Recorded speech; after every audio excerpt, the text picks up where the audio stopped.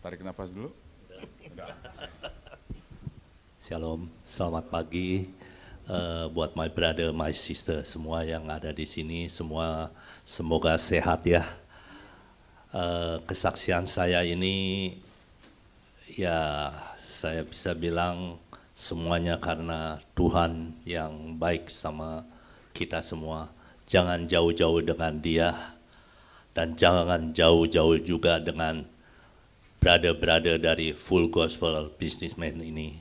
Karena saya merasakan di Australia, saya tidak punya siapa-siapa.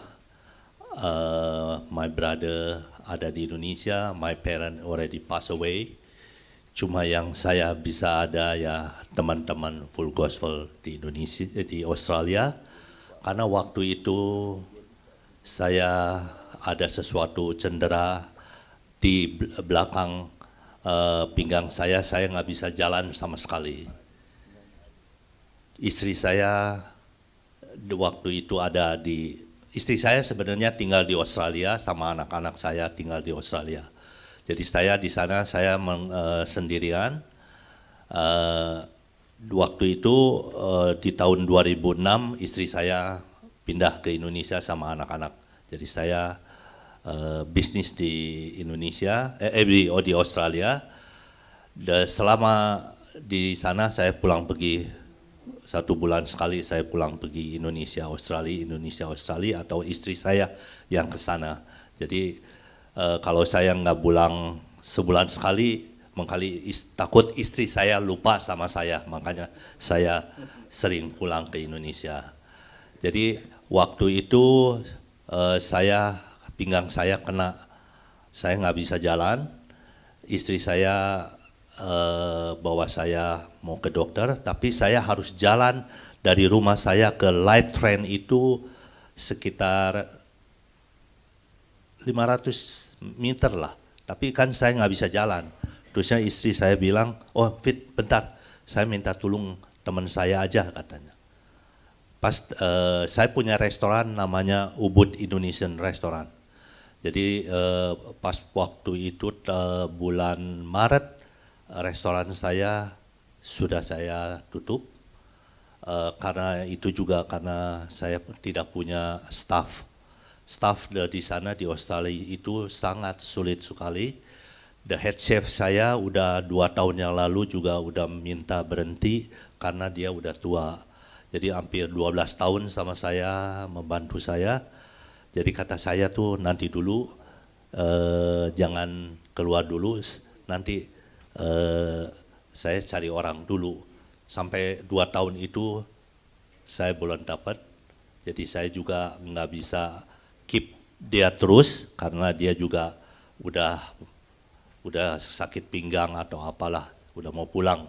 Jadi ya udah saya tutup. Dan di situ juga ada teman saya yang terusin restoran saya. Di situ pinggang saya kena, dan teman saya itu yang take over my restoran, dia lagi beberes di restoran saya. Istri saya bilang, Fit nanti saya minta tolong si Dede anterin kamu bisa nggak? Kata saya tuh jangan, dia lagi sibuk sekali. Tapi gimana? Saya juga perlu lagi. Jalan aja saya udah nggak bisa.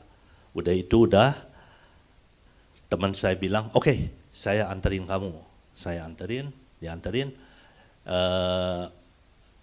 Aku puncture-nya itu ada di Chinatown, di city. Coba bayangkan di city mau parkir aja juga kan susah. Tuhan bisa baik. Di depan building itu dikasih satu spot parking untuk 1 mobil. Tuhan sangat selalu sayang sama anak-anaknya dan menyediakan apa yang dia perlu. Di situ parkir, lalu saya juga nggak enak. Teman saya itu harus nunggu sekitar 1 jam atau 1 jam lebih ya untuk pengobatan saya. Kata saya gimana? Tapi teman saya bilang, it's no problem David, you okay. Pokoknya you urusin you dulu. Saya sama istri ke akupunktur. Puji syukur semuanya berjalan lancar, lalu saya bisa berjoget langsung. Tuhan tuh Maha Kuasa ya. Di situ pun juga sebelum saya diperiksa sama dokter, teman saya yang recommended dokter itu kalau bisa kalau ada yang tahu situation di Australia, dia jauh sekali dari Macquarie, dia langsung ke Chinatown untuk jemput saya. Nah, teman saya ini, saya bilang, udahlah kamu pulang karena kamu harus beberes juga di restoran kan. Nah, teman saya yang satu lagi jemput saya. Disitulah saya berkenalan dia di full businessman, full gospel. Kenapa saya cantumkan jangan jauh-jauh dengan teman-teman kita? Karena sekarang ini kita ada umur udah cukup dewasa, kita perlu community kayak gini. Kita nggak tahu one day kita perlu apa. Bukannya aku mempergunakan dia, bukan. Karena kita perlu teman yang sejati, yang Tuhan tunjuk untuk kita. Nah, ini kesaksian yang double portion juga. Tuhan tuh baik sekali. Saya punya restoran di Sydney.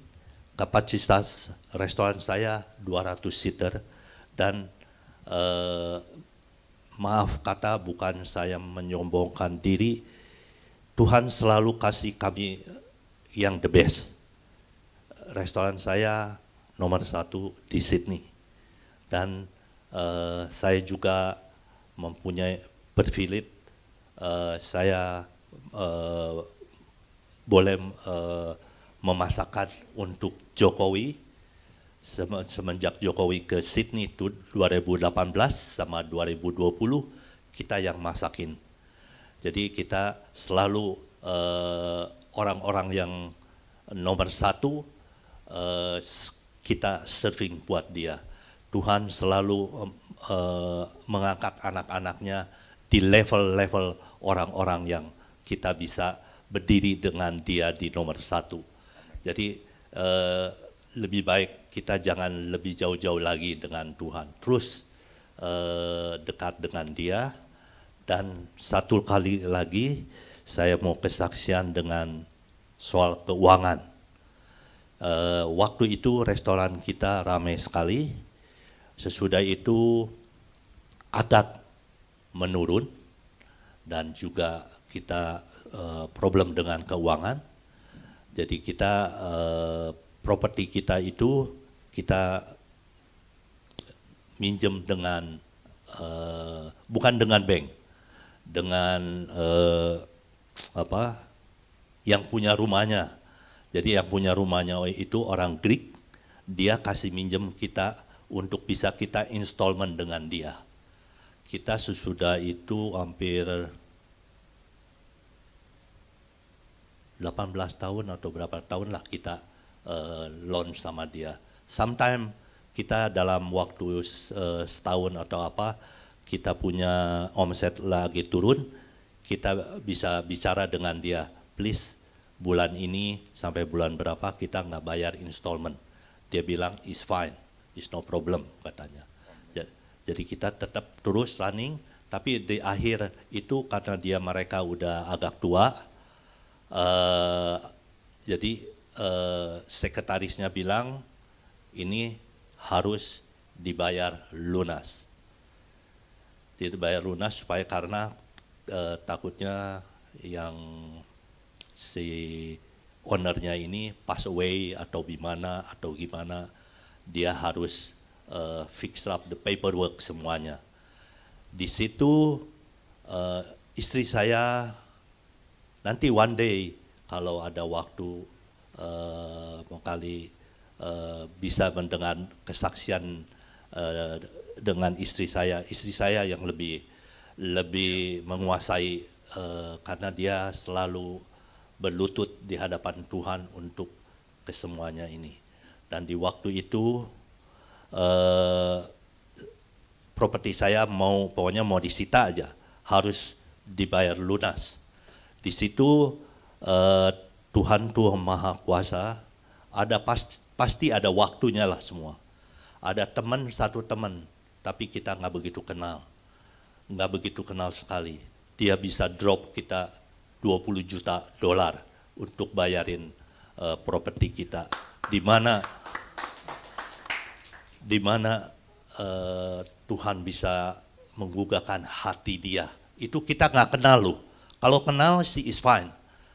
Jangankan ngomong begitu, brother sister kita juga, bukan aku mengecilkan brother sister kita ya. Ini Tuhan pakai orang ini yang nggak begitu kenal bisa ngedropin 20 juta dolar untuk melunaskan semuanya. Sampai sekarang itu surat nggak dipegang sama dia. Sama sekali satu surat atau apapun, perjanjian atau apapun juga dia tidak membuat.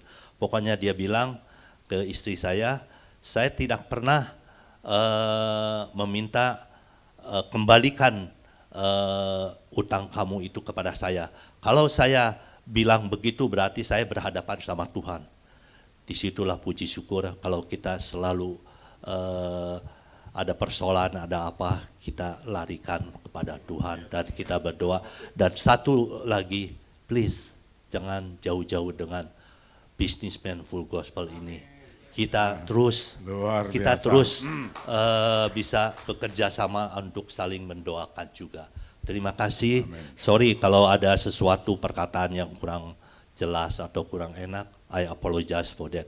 Nanti kapan-kapan kalau enggak bersama-sama izinkan istri saya yang thank you Pak Hendra, thank you Pak. Cukup menarik kesaksiannya, menarik kan?